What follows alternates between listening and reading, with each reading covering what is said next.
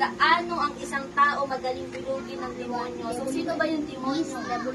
Para sa inyo, sino yung demonyo? Sino si demons? Sensipan. Ha? Sensipan. So, sino ba yung demonyo? Sino ba yung demons na yan? So, ang sabi ni prophet dyan, yung demons, yan daw yung mga bad character. Amen. Yan. Yung mga bad emotion, mga wrong emotion, yan. Yung magagalitin, matampuhin, maselusin, yan.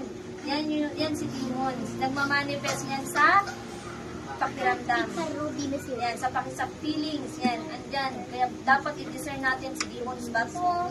O ang Diyos ba to? Yan, marunong dapat tayong Pag feeling nila, pastor, nagagalit na sila.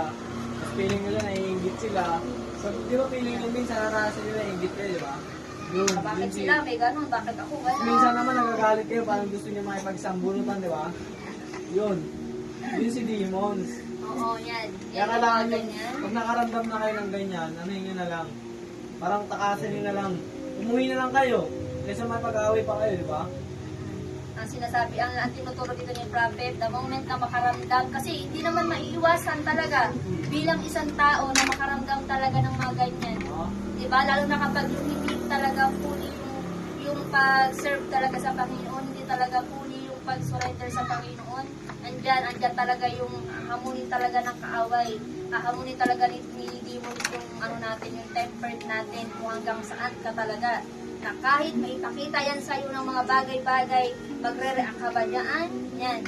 Kaya kung may nararamdaman tayong mga galit, puot, hinanakit, selo sa kapwa natin, dapat marunong tayong i-rebuke yan. Amen.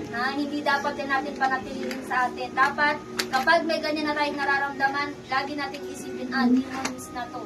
Dapat hindi to manatili sa akin. Kasi tayo, na anak ng Diyos, kailangan Holy Spirit ang naandaan sa katawan natin. Kaya nga sinasabi, our body is the temple of the Holy Spirit. Not the temple of demons, not the temple of Satan, evil spirit, demonic spirit. Hindi yan nila templo. Templo yan ng Holy Spirit. Ano ba yung Holy Spirit? Yung love, yung joy, yung peace, lahat ng magagandang character na galing sa Panginoon. Yan yung dapat na nasa atin. Hindi dapat yung mga bad character.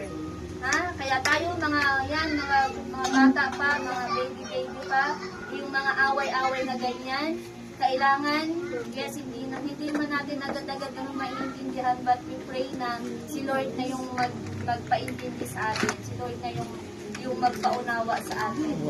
Yan. Kaya yung feelings natin, bantay-bantayan natin kasi mandaraya yan. Amen.